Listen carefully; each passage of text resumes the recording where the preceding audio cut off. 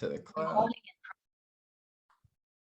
Awesome. All right. Well, today we have the one and only Greg Cooley. If you're in the Charlotte area, you've probably seen him. You've probably seen him all over the world, but it's my brother from another. We look very similar. We get confused for each other all the time. And to be honest, that doesn't bother me because he is the man, the myth, the legend. But Greg, I'll let you go ahead and introduce yourself. Let us know what you do, man. Yeah, man. So thank you first of all for having me, man. This is huge. I'm so stoked about it, and being a part, bro. So I'm so proud of what you're doing. So just to be a part is a humbling experience. I thank you, bro. So what I do is I'm Greg Cooley. Been a loan officer for, oh my goodness, over 10 years, 12 years now. You know, primarily in the Charlotte area, but North Carolina, South Carolina is where I really dominate. And that's what I do, man. That's what it is. But home ownership is the key to building wealth and generational wealth. So man, that's the message I preach, and I try to help families realize that dream, especially being a veteran. I understand it's an American dream. So it's like one of those things that I'm really passionate about, man. So you said veteran. I didn't know that about you. What branch, man? Yeah, man, Air Force. Who? My brother, he's actually Air Force Reserve right now. He's security forces. That's what he does. Yes. I used to be security forces. So yeah. Oh, you did? Yeah. Right, so real quick, I used to be a cop. Did you have to get tased? Yes. And telling you, man, like I had to get tased, OC sprayed. What was the other thing we had to do? Oh, and they put you like in a little gas chamber. And I always tell people that's the craziest thing I ever did for money. Like looking back at it, that's the craziest thing, man. Oh goodness. I love it. No, it changed my life, man. So I love it, man. I love my veterans, man. And thank your brother for his service, man. Thank you for your service. Thank you for yours, man. Man, it's awesome. I love it. Yes, sir. I love it. It's fantastic. It's helped give me structure and discipline and priorities. And we might go into that later, but I know at least for myself, when I talk about real estate and, I help other people in real estate, people sometimes say like they don't have enough time. And I don't say this to them because sometimes it comes off too harsh and I don't want to be super direct with that. But it's like a lot of times people don't have a time management problem. They have a priority problem or a priority issue. But I digress. I won't go in that too much. But yeah. So I guess we'll start with some questions, man. How did you end up in real estate? Man, yeah. Oh, give me 1 second. I'm sorry. I gotta turn this off. There we go. Oh, you're good, brother. No, so to be honest with you, it was nothing but God. It was a blessing. So I actually, when I got out of the military, I didn't know what I wanted to do. Right.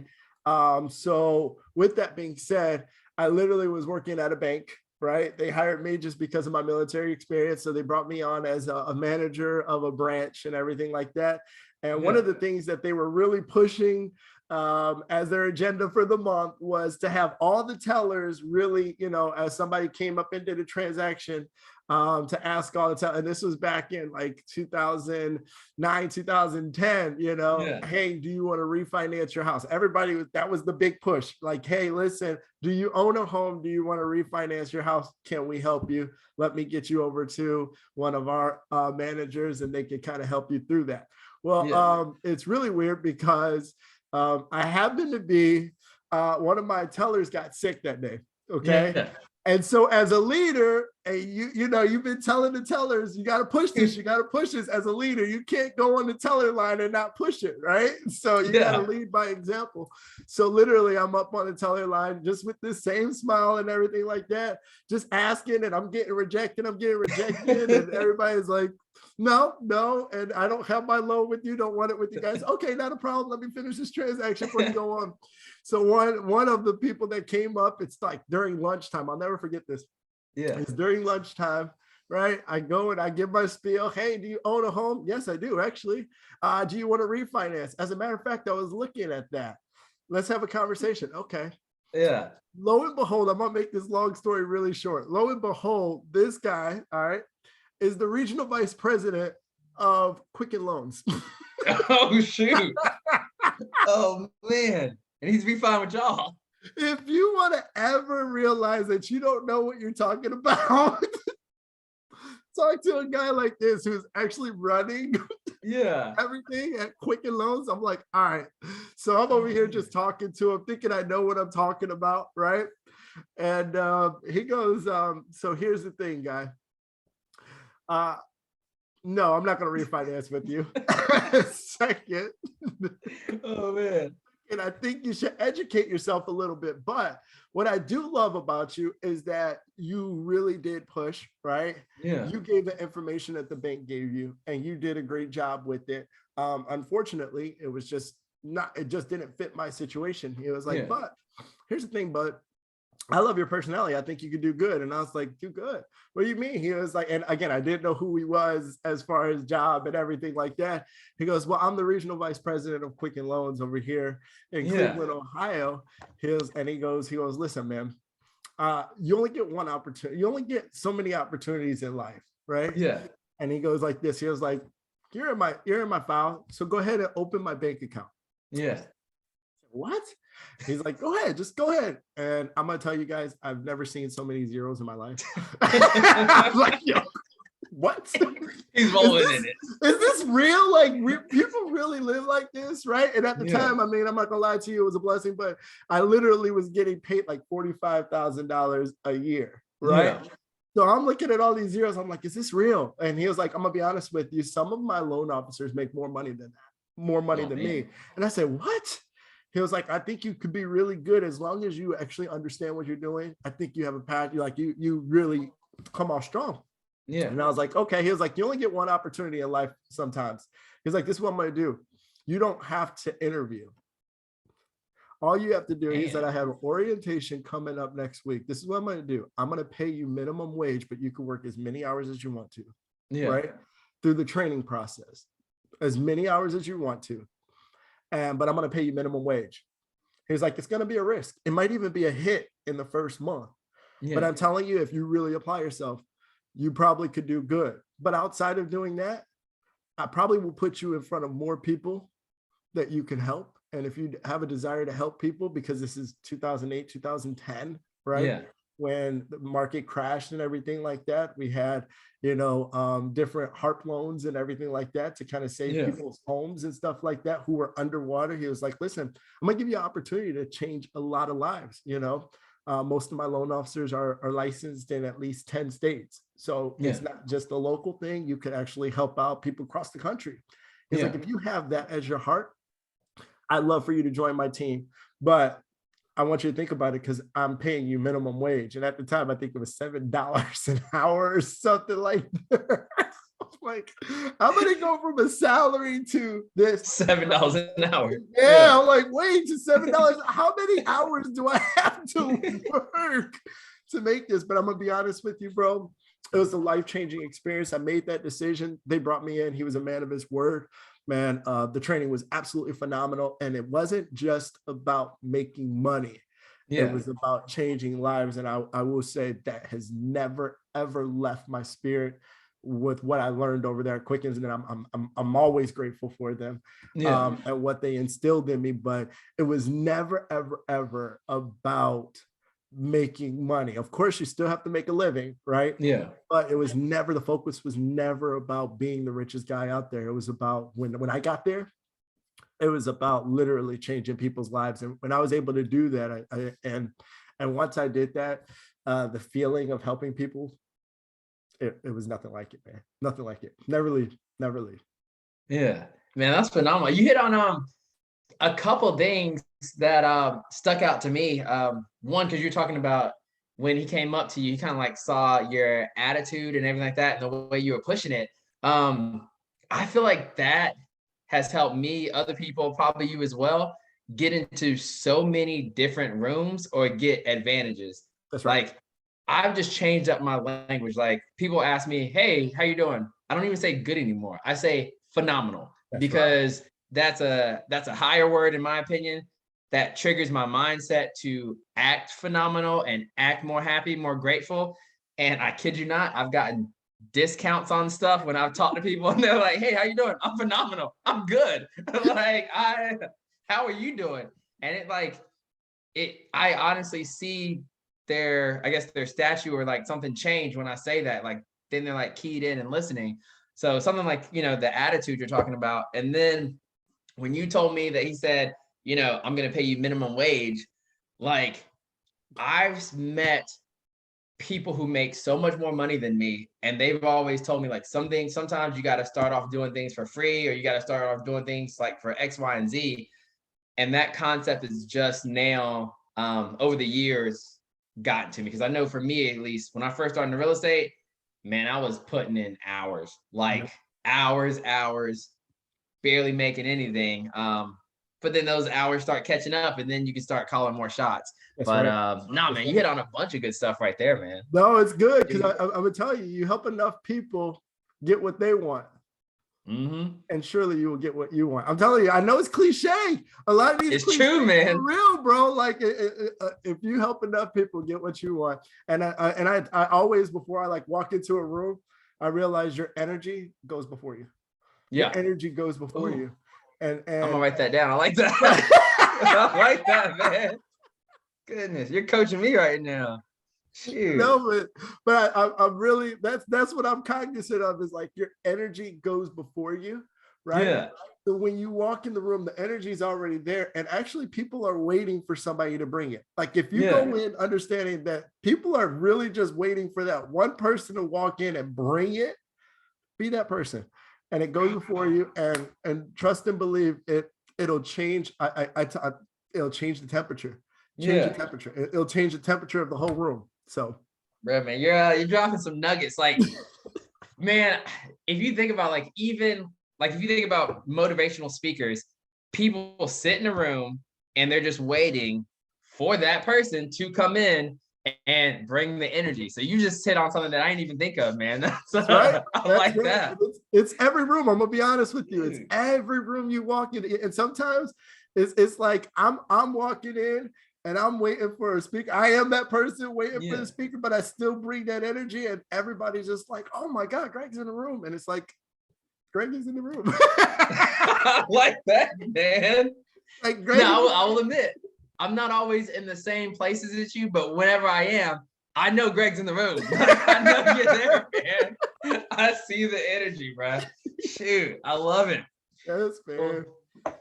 Well, question 2, man. I guess I know we talked about that, but I know the market, in my mind, the market has already shifted. I know other people think it's currently shifting, but what are some of the biggest challenges for you right now? Just in general, it could be real estate related or anything else that you want to talk about. Yeah, you know what? The biggest challenge is overcoming fear, right? Mm-hmm. People have a fear right now. That's just what it is. It's a fear that if they make an investment right now, it's going to be wasted, right? That's what it comes down to. That's what it boils down to. The interest rates, whatever, the values of homes, stuff like that. I think people don't realize, like people are saying the values of homes is coming down. I don't believe the values of homes are coming down.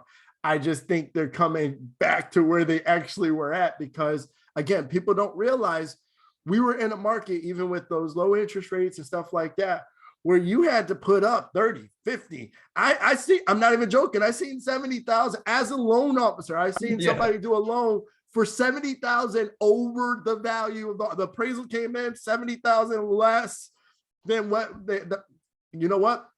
Don't worry about it. We're going to go ahead and take care of that. That's what the market was. So it's not that the houses were any different about it. It's just that people were willing to pay more at that time. Mm-hmm. So here's the thing. It's not that the values of houses are really, really coming down. It's just that they're flatlining or coming to even. And some of the sellers still want that old market that we were in, where you put the house on the market, you put it on coming soon and you're getting 3 offers, you know what I'm saying? Sight unseen, Exactly. Every seller wants that market. I get it, y'all. I get it. That was a beautiful market. If you missed it, sorry.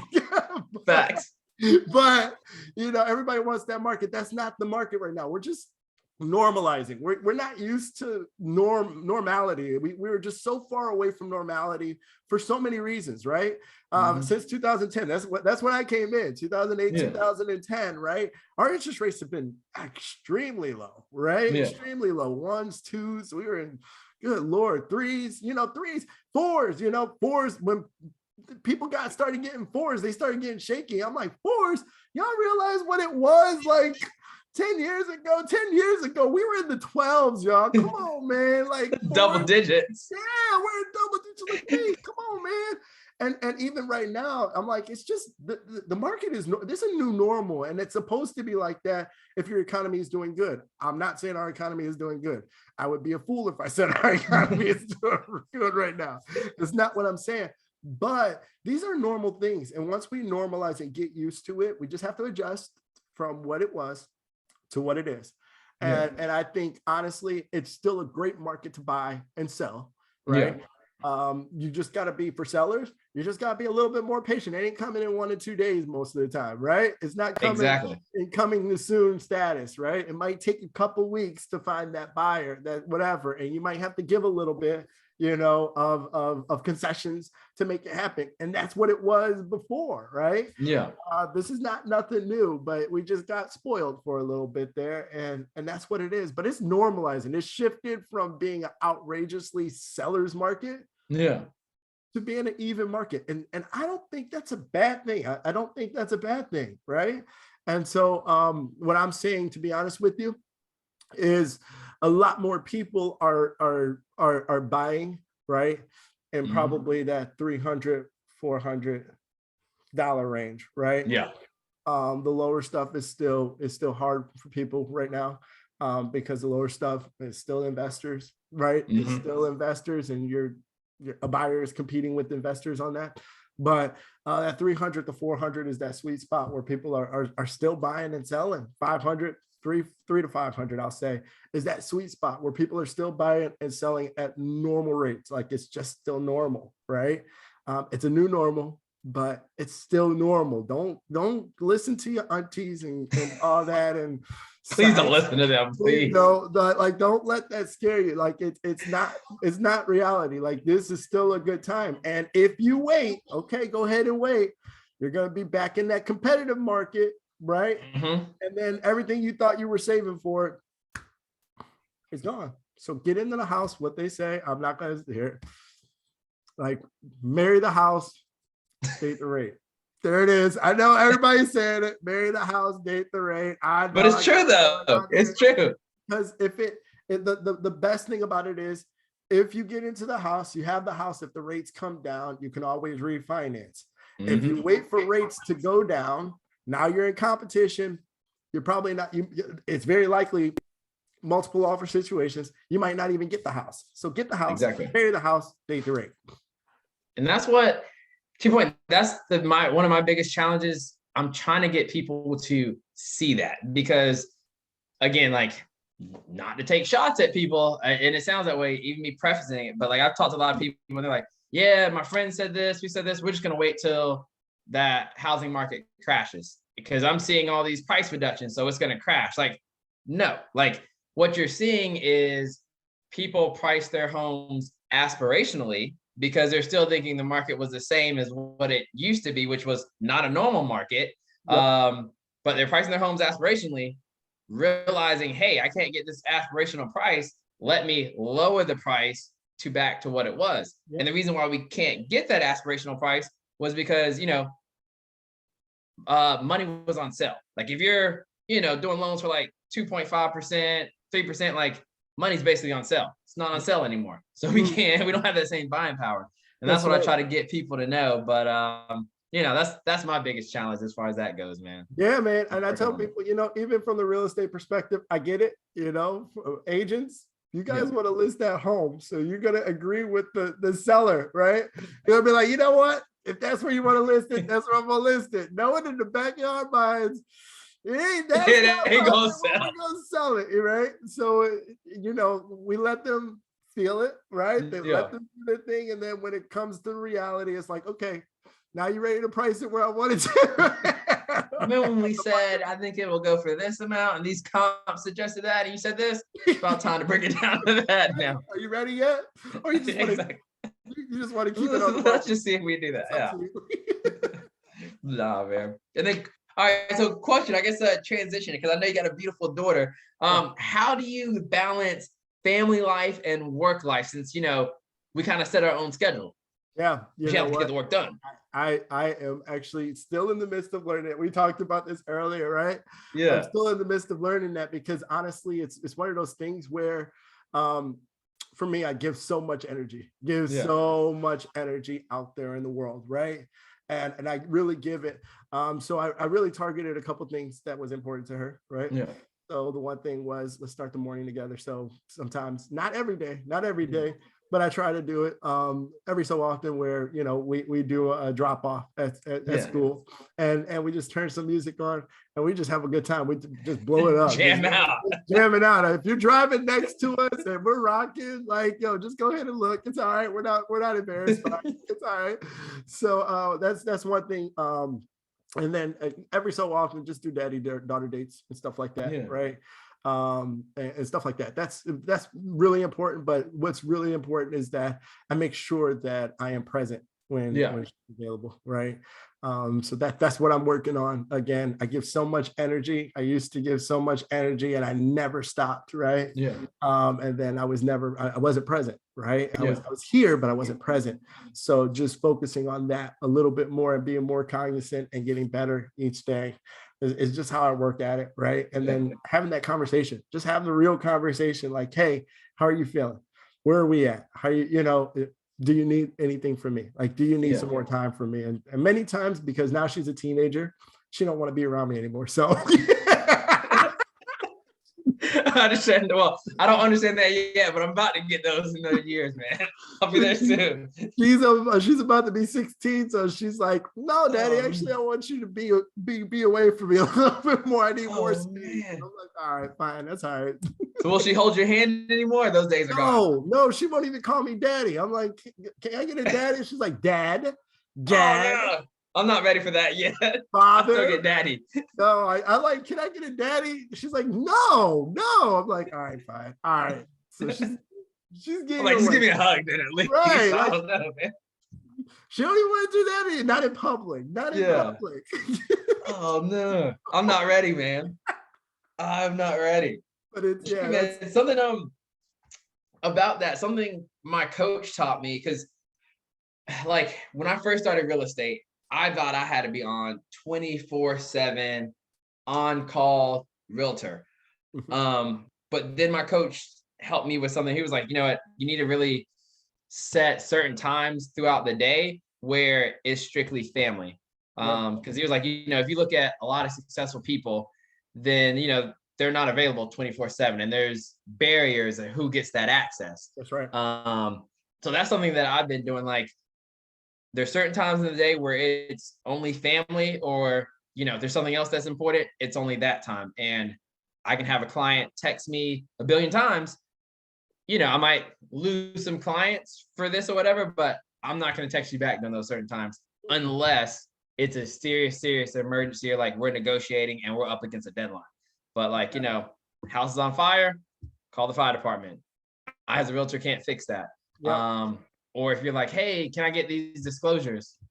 I'll get them to you once I'm finished with X, Y, and Z time. That's So right. really setting those boundaries in my life has been something to help Yeah, out with the family time, man. I'm gonna be honest with you. So I had a meeting with, I don't know if I'm allowed to name drop over here, but I'm gonna do it anyway because it was phenomenal. I But like it. Greg Mack is one of them Yeah. I met with just a couple weeks ago. Stacy Sauls is somebody who's taught me this. Actually, from the bigger group, I actually learned this from Ryan Bigger as well. Like, Yeah. literally in their voicemails, right? They'll literally tell you, hey, from this time to this time is when I'm available. If you can't reach me at this time, send me a text or whatever, I'll get back to you. But they strategically set those boundaries, right? Yeah. Another thing that has helped me, you know, that it's a little trick of the trade, right? I might be working late at night and I might be answering emails, but I'm going to schedule that email. Yes. Right? 100%. That email not to hit your email until 9 a.m. right? Yep. Because I don't want you thinking that I'm working this late or what. 100%. Because if I show you that I'm working this late, then you think you can call me at this time, and that's just not the case. So I'm going to set the proper expectation. And though I may be working for people, right, behind the scenes and stuff like that, you're not going to know it, and you're not going to have access to me until this time and this time, right? And then when I do cut off that time, it's done. It's done. And Yeah. I'm not gonna lie to you, my cutoff time, because I wake up at 4 o'clock most of the time, right? In the morning. My cutoff time, I'm usually asleep anyway. I'm out. 8, I'm out. Yeah. Bro, I'm with you. Like, again, I do the same thing, and my cutoff time, I say 7. Technically, I'll cut it off 100% at 8. But yeah, if I get a text at 8, I probably did read it, but I'm not going to respond until the next day, just because that's my family time, and I need to protect that. I can't let everyone into that time. That's right. That's really good. And then question 2, man, what I know this is a harder transition because it just totally switches and goes off topic, but what keeps you up at night, man? What keeps me up at night? Oh, loans. Yeah. Loans. No. I just said that. Everybody loves. Honestly, it's what keeps me up at night, honestly, is really am I able to help people? Like, and there's a lot of people right now that I really can't, right? It's those people that I can't help, right? Yeah. That I can't do the loan for, or something like that. That's who's really on my mind. It's the easy loans that are easy, right? But it's like, who can I help, and how can I help a little bit more, right? That's what keeps me up at night. Trying to see what I can educate more on. Yeah. How can I better improve myself so that people understand? Because again, when you've been in the game over 10 years, right, you start to speak a specific jargon, and it's like loan officer or real estate jargon, right? That's we don't realize it because we've been training so much, but it's over people's heads, right? Yeah. So how can I make it, like, simplify it so people really do understand? Like, I see a lot of realtors, they put days on market on their social media and all this other stuff, like all this like market, stuff. And people are looking at that stuff and saying, what does that even mean, right? Yeah. Because people don't understand what days on market means, or what even sellers don't understand that, right? So why it's important. Yeah. Yeah, why is that important? How does that affect me? How does it, because your neighbor's house does affect you as well, so what does that mean, right? So how can I be better to educate more people, to make it simplified, or to help them improve their lives so that they can become homeowners, right? So that's what keeps me up at night, to be honest with you. And then unfortunately I have the hard task, right? Because realtors depend on me to just give an honest answer, right? Yeah. I have the hard task of pre-approving or declining people, and it's really hard just saying you're not, and it's not a no, and it's hard to reject somebody and tell them it's not rejection, right? Yeah. It's like, exactly. it's not a no, it's just a not right now. Not right now. Yeah. They don't want to hear that. It's hard. That's still a gut punch in the, in the belly. So it's like one of those things that, okay, how can I keep somebody motivated for something that could change their lives, even though it might not be a right now, right? It could be a next 6 months, but 6 months to some people is a long time. How can I keep people motivated in that process? So what strategic things can I put in my process that will keep people motivated towards home ownership, right? When it might not be a right now, or finances are just not adding up right now, or your credit's just not adding up right now, stuff like that. That's what keeps me up at night. And it's like, okay, how do I keep these people in the pipeline and really show them that they matter? You matter. You're not just another number to me. You're not just another application. You were not just a target number that I have to hit in order to meet some kind of a quota or anything like that, right? You are a person that I really care about, and I want to see reach this goal. And I'm still thinking about you. I'm still praying for you. I'm still working for you.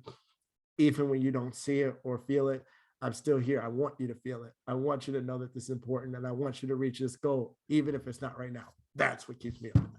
See, that's good. And that's something you hit on, was like telling people, tell them no. And that's kind of what I have an issue with, just because, I'm a husband, I'm a dad. I feel like, maybe I'm putting this stress on me when I shouldn't, I'm not sure, but I feel like I'm supposed to be the provider. And then, like, to tell another grown man sometimes, like, because, rates have gone up a lot since, a year or two ago. And I've had people who I met like 2 or 3 years ago, and they were on the fence and they were thinking about it. And then they had a certain price range, and now they're still looking at that same price range, but yeah, the rates, and it's just like, I gotta tell them, it's hard for me to tell another grown man face to face, like, you can't afford that right now. And Yeah. that's a hard thing for me to do. You know what I mean? Yeah. And And for me, I haven't perfected that yet, to no, be for me, honest. I mean, honestly, with that conversation, and it has like developed over the years. Yeah. Before that for that conversation, for me, right, it's always been, hey, listen, I want to put you in a position Yeah. where you're not house poor, right? Yeah. Sometimes even what I approve you for, and I tell this to a lot of my clients, sometimes even what I approve you for ain't what you can afford. Yeah. Let's get back to what you can afford, because I don't want you to be house poor. I don't want you to hate the house, right? Because you're stressing over the payments or anything like that, or you can't even live your life, right? Yeah. You can't travel, you can't go see your family, you can't do certain things that you should enjoy in life because you're worried about, not being able to make your house payment. So one of those things is, all right, let's talk about 5-year journey, right? Mm-hmm. If we get this house, and it might not be everything you want, right? How can we make this a really good investment to where in the next 5 years you're in position, right, to actually have what you really, really want, right? Yeah. And at 5 years will go like crazy, because especially if people have children, I'm like, you remember when your kid was born and now they're 10 years old? That was like yesterday, right? That's what this 5 years is going to feel like, right? That's what it's going to go fast. So we got to stay strategic. And again, what are those things that are important for you, right? Let's get those number 3. Let's get at least top 3 things that you need, right, out of the house, and then go for it. Let me get you with your real estate agent. Tell them those top 3 things. Knock those top 3 things out, right, and then come back for the other 7 out of the 10. Yeah. Strategically down the line, and then I show them how they can do that if it plans out right. That's a smooth way of doing it, man. Yeah, man. That's smooth. We need to have more conversations, man. I like that. That is smooth, man. It doesn't sting as bad, but it's that's what, again, it's changed over the years for me, right? Yeah. It's a matter of, you can still have what you want, maybe not right now, you can still have what you want, right? But you don't want to go backwards either. We already waited that 2 to 3 years, like in your example. We already waited the 2 to 3 years, and you see what happened. Now it's still not a time to wait. So let's make this move.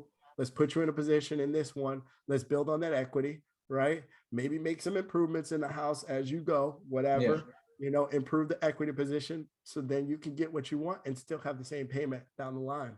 I like that, man.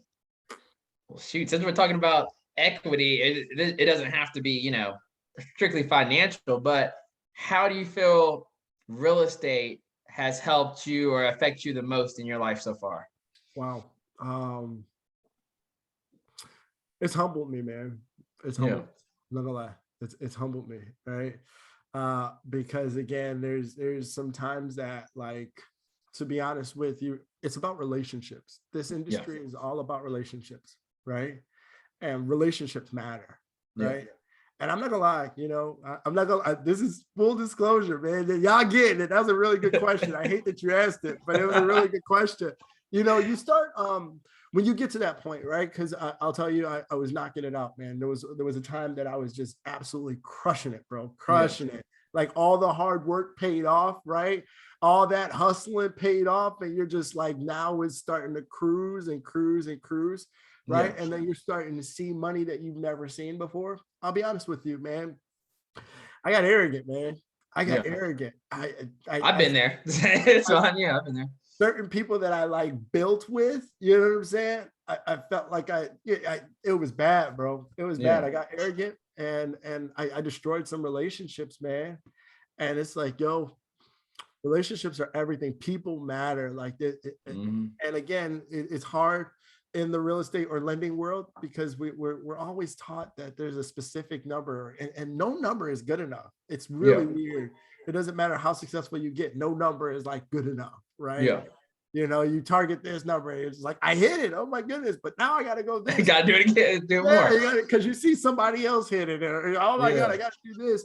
And I destroyed some. I stepped, man. This is real. This is as real as it gets. I stepped on people to get up, and I was like, yo, what in the world just happened to you, bro? And it caused so much anxiety. It caused so much stress, and it caused so much, like, depression in me. right? Because that's not who I am. And I had to take a break and I had to say, what matters to you? And it became people matter to me. Relationships matter to me, man. And that's what I've learned. And everybody is needed in this process. Everybody, right? Yeah. All hands on deck every single time. And it's like, yo, you can screw somebody else over. It will come back. It will come. I promise you. You screw somebody over, it will come back. It will come back. It always does. And I'm not going to tell you. I'll tell you, I got for a minute there, I got blackballed. And I deserved it. I deserved it. I got blackballed for the right reasons. I got arrogant, and I really did do things the wrong way. But I'm gonna tell you, God humbled me. Boy, I ate that humble pie. Boy, I ate that humble pie. Boy, did I eat it. But it's good. It was a good thing. I learned it, man. And that's the biggest thing: is make your mistakes, right? Take accountability. Take those L's, but take those L's and turn them into learning lessons, not losses, man. And if you can learn from that lesson and truly grow from it, I'll tell you, I'll never treat relationships the way I used to. Never, ever, ever, ever, ever. And sometimes you have to give people time to heal from the things that you did, right? Yeah. Give them that time and just be you, be genuine to you and learn that lesson. But that's the biggest thing I've learned in real estate is relationships matter. People matter. Treat everybody with the same respect that you want, right? And never, ever, ever get too big. Never, ever get too big because you will get dropped in a quick second. Bro, that's big, man. Like I focus on it a little bit because this is like, I guess, a reoccurring thing that I've been talking to my coach about now, about relationships and everything like that. But man, that's so true. Like I've, in my opinion, gotten screwed over by some people who I thought would have never screwed me over.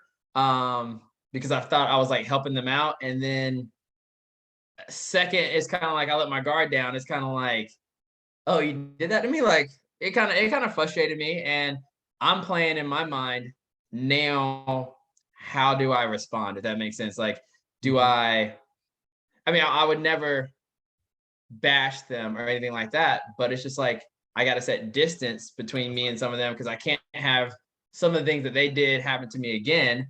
Right. But then just my belief, I want to be someone who forgives just like, God forgives me. So it's kind of like an internal battle on how do I handle that. And then outside of that, there's a lot of lenders too, like not you, because you're not one that does this. And I have a couple other lender people who I mesh with because they don't do this, but I'm a relationship guy. There's, lenders like you who we talk about, we got to get up, get coffee. Other ones who we get up and get coffee with, or they invite me to certain trainings. But then there's other lenders who, I kid you not, every single Friday, it's a call. Hey, how you doing? You got, how'd your week go? Blah, blah, blah, blah. Yeah. A little bit of small talk. Hey, you got any buyers? And it's like, bro or lady, I know it's every Friday. You're calling me asking about the weekend. Like, you only got to do the small talk. Just shoot me a text. Like, you ain't got to do Turn this up. Turn this up, bro. I'm not joking. Turn this up right now. Preach this to the back. Preach it all the way to the back because I'm not joking. I went to training. All right. I am going to do it. I don't care. So I was working for a specific company. That's what we're trained to do. Yeah. And I said, yo, this can't be. I kid you not, I stayed with this company maybe 3 months, maybe, because it was just fraudulent. It was just like, yo, people are going to see through that, man. Yeah. They're going to see through that, right? If you're calling on the dot every Monday or every Tuesday or every Friday, because they're not calling between Wednesday and Friday. Exactly. They're not doing that, right? So I can tell you the days that they're doing those calls, right? But if you're doing that, it's not real, right? Yeah. It's not real. And I'm going to tell you that's people like you, realtors see through that, man. That's not a real relationship, man. And people will snip that out. Exactly. Because I feel like you and I, like say, and I'm hoping we get a deal together going on sooner than later, man. But like, I feel like you and I, we have this relationship. So you're going to do your best job with my client. That's just because of who you are, but you don't want to let me down because we have this relationship. If we don't have a relationship, in my mind, it's like, there's no safeguard there for you to do your best job. Just like, like if you sent me a client or like your family member or something like that, I'm gonna do my best job. I mean, I'm gonna do my best job regardless, but I'm gonna go even further just because, Right. like, yo, he trusts me. I'm not gonna screw him over, mess up his name, anything like that. I don't That's want right. that coming back. You know what I mean? Right. So Relationships matter, bro. Relationships matter for real. And sometimes you gotta you gotta rely on those relationships, right? To be able to be honest with some people sometimes too. To be able to exactly. speak undeniable truth sometimes, right? Like, hey, this is what happened in this transaction. It's just not working out. I'm trying everything. And if you have a relationship, they'll know. Yeah. I know Greg's trying his hardest, or I know Joel's trying his hardest. So relationships matter, man. Exactly. And then I won't hold you too much longer because I definitely want to respect your time. But real quick, what's something you wish you knew starting out that you didn't know? What's something I wish I knew? To be honest with you, time management is huge. I think that Yeah. was a big piece, right? Time management, right? I can without a doubt say that there has been times that I worked so hard that, I thought I was doing the right thing. I had Yeah. my why behind me. My why was for my family, Yeah. right? My why for working all these hours was that, but I was living to work, not working to live, Yeah. right? So with that being said, my time management was off. Again, we go back to it, man. If you're like, if you would die for your family, why not live for them, right? Amen. But I'm over here like working and working, and I wasn't present. I was here, but I wasn't present, right? And that was one of the portions of what I can honestly admit to, of which caused a divorce, Yeah. in my life, which is absolutely understandable, right? Is I wasn't present, right? Yeah. People want your presence, not your presence, Yeah. right? They want Amen. you there. They don't want all the gifts that come with money all the time. They want you there, right? So time management, man. That's that. If I wish that's one thing I wish I knew when I first started, that you Yeah. can still be successful and time block and manage your time appropriately and still have the time for your family and stuff like that. I wish I knew that from the very beginning. Been learning it now, but it's fine. It's a learned lesson. They don't, and I mean, and I can only speak from my experience, but they don't really put, like, they tell you about time management, but they don't really put as much emphasis as I feel like they should put on it Yeah, over selling. Like, they put a lot of emphasis on selling, but not as much on that's why right. time management is important. It's huge. Um, It's but huge. And again, that's a huge thing. Time management is huge. It's huge. It's it is, absolutely man. necessary. But that's what I would say. Uh, that's a good question. Ah, no problem. And then last big question, then I got some quick rapid fire, and then I'll let you go, man. But Okay. my biggest question I ask everybody: what legacy are you looking to leave behind or live out? Oh wow, that's well, I want to live it out. I want to live Yeah. this legacy and then leave it behind, right? I want to live it. Yeah. I'm gonna be honest with you, a legacy of love, right? Oh, I like A that. legacy of um to be honest with you, a legacy of change, right? Yeah. There's so many things that I have on my heart that I want to see changed, right? I want to see numbers change, right? I'm just gonna be real specific. Right? Facts. I'm gonna be real specific on it, right? I want to see African Americans understand the value of home ownership, right? Mhm. I want us to see the value of generational wealth, right? I want us to have our dollar go further than 20 minutes than, where others is going through generations or stuff like that, right? I Yeah. want to see change. So that's the legacy I want to put out. Like, hey, listen, if you ever talk to Greg, Greg is going to tell you home ownership is the key to building wealth, right? Where it's If I at. leave if I leave a legacy of anything, this dude gives the biggest hugs. He has the loudest laugh, right? And he's bringing the energy, right? I like that legacy. But more than anything, I want to see lives change. And I again, it hurts the bottom of my pit, right? Yeah. That African Americans are still at the bottom when it comes to home ownership, when I it see it a comes lot. to wealth, right? There's a huge wealth gap, right? There's some that we could blame on history, but you can change history with your actions right now. And it's our Mm. job to educate ourselves, and it's our job to educate our kids in order to change that gap. Right. We got to minimize that gap, because when big things happen, financial issues happen, our communities are the biggest hit. That's true. It's the hardest hit. I meant, so I want, that's, I'm going to always preach it, man. I'm going to always preach it. If anybody says anything about anything, Greg Cooley was, he let you know, get that generational wealth. Greg Cooley was love. He was energy, but he was all about understanding. And it doesn't mean that I don't want other people and other cultures to realize the benefits of home ownership. I just realized there's such a big gap that I gotta put an emphasis on it, right? It doesn't mean Greg Cooley's not gonna, help out like Caucasian Americans or Asians or Hispanics or whatever like that. No. That's not what I'm saying. What I'm saying is there's such a gap that I definitely need to focus on educating our group of African Americans, right? So that just to play like catch up, get people. That's right. We're way behind. You got to put an emphasis sometimes in life on something, right? And that you want to see grow, right? So this is the emphasis that I have. My legacy. I want my stamp to be Greg did his best, right? To help people understand the value of home ownership in the African American community. I love it, man. And then last thing again, just so I can respect your time, because I got a bunch of other stuff. But real quick, some rapid fire questions, and then I'm gonna let you go, brother. Yes, sir. All right. Buy and hold or fix and flip? That's hard. That's hard. Buy and hold. Buy and hold. Buy and hold. Buy and hold. Generational wealth. I know you're gonna say that, man.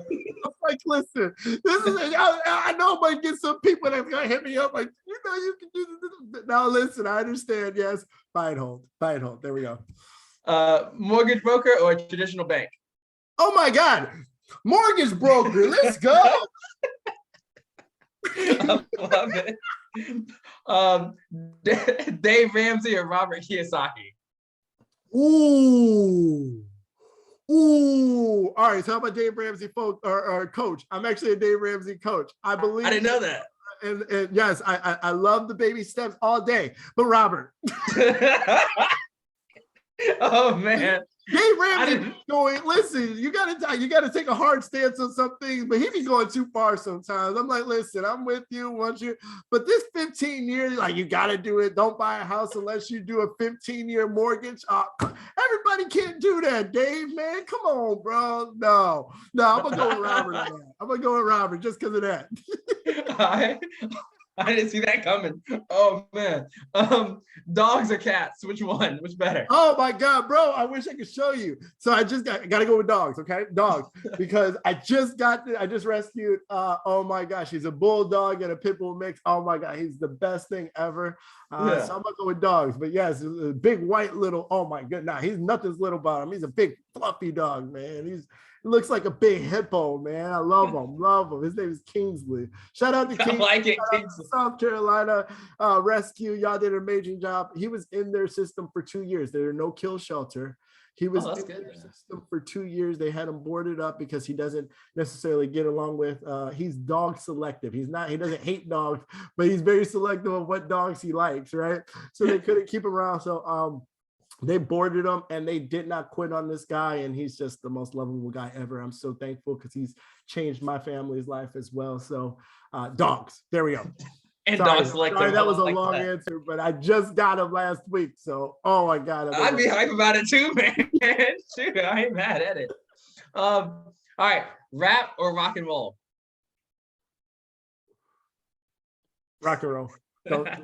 I'm from Cleveland. Rock and Roll Hall of Fame, everything like that. We're gonna go rock and roll. I don't like the message sometimes from rap. So Christian rap, on that.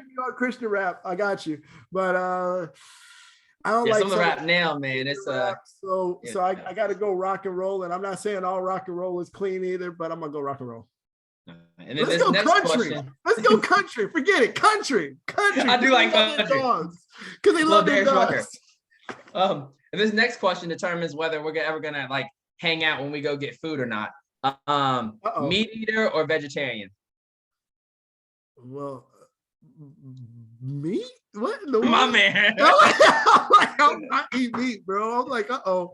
I'm like, I hope you're not a vegetarian because we definitely, I'm gonna make that decision too.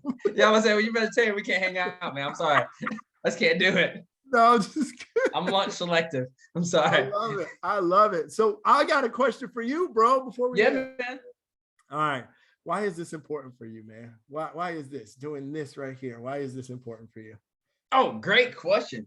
Well, I mean, if you want to be like, I'll dive down into it. Years ago, realistically, I had some intrusive thoughts. I'm a dad, I'm a husband. I was, working hard, everything like that, and literally thought about committing suicide. Mm, Had the gun, just didn't do it because I didn't want my kids to come home and see their dad like that. Um, so, I just felt like there was a lot of different things that were going on in my life that wasn't good, that I needed to change, and I didn't really have an outlet to do that. Um, but luckily, God gave me a vehicle of journaling, and through journaling and listening to some other things, it was able to help me get my feelings out. There's something called 7 levels deep, where you ask yourself a question: why do you feel like, why do you feel this way? And then you ask yourself again, why 7 times. It kind of gets you down to like the real feeling of it. yeah. So that helped me out. And I was like, you know what? I can't be the only one that's going through certain issues. That's a man or a husband or a dad or whatever. And then through talking to other people, I've talked to other people who, had suicidal thoughts. I've talked to people who have been, abused by parents or, people in, I guess, higher roles and things like that, who are all men. And I just felt like it would be good to start something like this. So at least other men, dads, husbands, whatever, could realize that, people like themselves are going through certain things, but we're still making it, we're still successful, and we can build a community of people to talk to who, understand ourselves. Yeah. So that's the real reason why I started it, for sure, man. Man, if I had to say anything, man, and my man, you know what? I've never met this guy yet, right? He's a great photographer in the Charlotte area. He just did an event for mental health, Yeah. right? Oh my goodness. And his name is coming. It is a Is it blank, right? Larry? Huh? Is it Yes, Larry? Larry. Is it Lauder or Lauder, Ladder? yeah. Is it Lauder? Okay, I don't want to Yeah. kill his name. So Larry, yeah. So first of all, big ups, Larry. What y'all did, you and your team, bro. Y'all targeted 10,000, did 15,000 for Mental Health of America or something like that, right? That's huge. But what they realize is mental health is very important. It's Yeah. so important, bro. And we do have a lot of stress. We take on a lot of people's stuff, right? Yeah. We just take on so much stuff from so many different directions in this industry, right? And men have a tendency to try to bottle it in, right? Because we're so strong and we're brute and everything like that, and we're not supposed to talk about our issues. I'm gonna be honest with you. I've been transparent about my journey, right? I've been Yeah. very transparent. It wasn't that long ago. As a matter of fact, if today is October 26th, it was January, in the beginning Yeah. of January, so it wasn't that long ago, right? This ain't years removed by any means, but I literally had a breakdown, right? Yeah. Complete breakdown where I ended up in a mental hospital, man. Oh, And man. it was like, it's one of those things that like, you really, really gotta focus, focus, and see, get down to the why, the real why, right? Of what's going on in your life, right? And that's one thing that we just got to do, man. We got to come together. We got to be transparent. We got to work through this stuff. And again, nobody is alone. I don't even know who's normal anymore. I don't even know who's normal anymore. So it's like, I don't know the example of normal, but everybody has something. So we as men just have to be more open with understanding that we need to talk about it, right? Yeah. And we need to share and we need to come together and we need to support one another, right? So that's what I love that's what I love about what you're doing, man. I'm Appreciate that. down, bro. I'm down. And Larry, shout outs to Larry, man. I didn't go or And whatnot, you've never but met him before? what's that? You never met Larry in person? Oh my goodness, bro. Look, I heard this guy is like my height, you know, and we're giants. We're giants, but we're Yeah. small in stature. Yeah. We're gonna set up a coffee because that's my dude. He does all my photography. We're gonna set one up, man. I'm gonna tell you, I'm so proud. I follow him, right? Yeah. I follow him. I love what he's doing, man. I support him, right? I'll put some things out that he's done or whatever like that. But I can't wait to meet him, man. Larry, if you're listening to this, bro, shout out, bro. Look, I gotta meet you. I can't wait, man. Let's go. He's like, how did I get thrown into this? Because you're doing a hell of a job, bro. You're doing a hell of a job. So yeah. No, he really is. And then I'll end on this note. But since we're talking about Larry, he is somebody who's a giver. Like in my life, well, I try to keep some of this out of my life, but like in general, I feel like there's givers and there's takers. You give to takers, they can just keep taking. You give to givers, you can't ever outgive a giver. He is a giver. Like, I kid you not. Anytime I try to do anything for him, he'll like repay it tenfold. Like he's the man. I can see it. I can see it. I'm telling you, I want somebody like him in my circle. I'm not joking. I follow him. There's a couple people that I just follow, right? They don't even know how closely I'm following him. He's one of them, man. But I love what he's doing, and he's putting the message of mental health out there in the real estate and lending industry. And I'm down. I'm down, bro. You call me, Larry. Call me, bro. Call me. Well, shoot, I'm gonna set this up because you're doing me a huge favor for being on this today. And then lastly, before I close this out, if somebody's like looking to get a loan or wants to know more about homes or anything like that, how can they get in touch with you? What's the best way? Yeah, man. Call me on my cell phone. I don't care. 980-263-0014. Did you just put that on social media, bro? I love it. Just give me a call, 980-263-0014. I am available anytime with my boundaries. Okay. I like it. Anytime that is within my boundaries, I'm available. But that's literally it, man. I'm just a phone call away, bro. Awesome. Well, Greg, I appreciate having you up here. Again, I'm gonna get us linked up with Larry. And shoot, man, I'm gonna see you sooner than later, brother. Yes, sir. Thank you, bro. Oh man, thank you, Greg. You have a good one, brother. All right, now. See ya.